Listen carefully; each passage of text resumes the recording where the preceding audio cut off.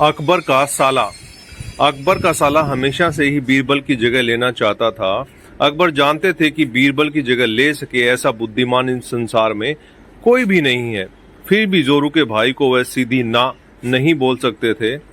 ऐसा करके वह अपनी लाडली बेगम की बेरुखी मोल नहीं लेना चाहते थे, इसीलिए उन्होंने अपने साले साहब को एक कोयले से भरी बोरी दे दी और कहा कि जाओ और इसे हमारे राज्य के सबसे मक्कार और लालची सेठ दमड़ी लाल को बेचकर दिखाओ। अगर तुम यह काम कर गए तो तुम्हें बीरबल की जगह वजीर बना दूंगा। अकबर की इस अजीब शर्त को सुनकर साला अचंभे में पड़ गया। वह कोयले की बोरी लेकर चला तो गया, पर उसे पता था कि वह सेठ किसी की बातों में नहीं आने वाला, ऊपर से वह उल्टा उसे ही चूना लगा देगा। हुआ भी यही। सेठ दमड़ीलाल ने कोयले की बोरी के बदले एक ठेला भी देने से इनकार कर दिया। साला अपना सा मुंह लेकर महल वापस लौट आया और अपनी हार स्वीकार ली। अब अकबर ने वही काम बीरबल को करने को कहा।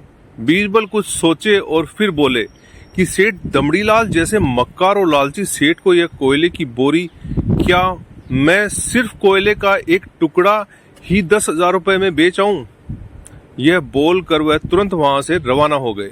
सबसे पहले उसने एक दर्जी के पास जाकर एक मखमली कुर्ता सिलवाया, हीरे मोती वाली मालाएं गले में डाली, महंगी जूती पहनी और कोयले को बारीक सूरमे जैसा पिसवा लिया। फिर उसने पिसे कोयले को एक सूरमे की छोटी चमकदार डब्बी में भर लिया।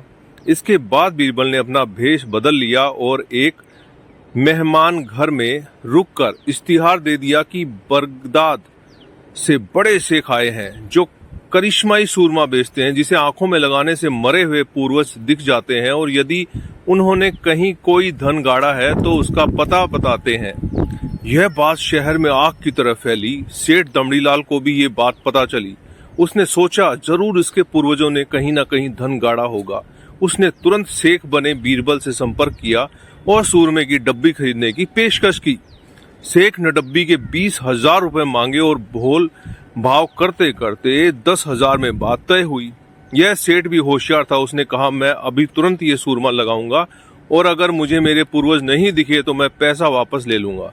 बीरबल बोला, बिल्कुल आप ऐसा कर सकते हैं। चलिए शहर के चौराहे पर चलिए और वहां इसे जांच लीजिए। सूरमे का चमत्कार देखने के लिए भीड़ इकट्ठा हो गई।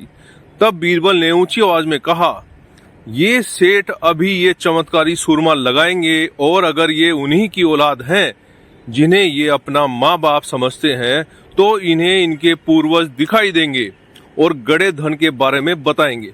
लेकिन अगर आपके माँ बाप में से किसी ने भी बेईमानी की होगी, आप उनकी असल औलाद नहीं होंगे तो आपको कुछ भी नहीं दिखेगा। और ऐसा कहते ही बीरबल ने सेठ की आंखों में सूरमा लगा दिया। फिर क्या था, सिर खुजाते हुए सेठ ने आंखें खोली। अब दिखना तो कुछ था नहीं, पर सेठ करे भी तो क्या करे। अपनी इज्जत बचाने के लिए सेठ ने 10,000 बीरबल के हाथ थमा दिए और मुंह फुलाते हुए आगे बढ़ गया। बीरबल फौरन अकबर के पास पहुंचे और रुपए थमाते हुए सारी कहानी सुना दी।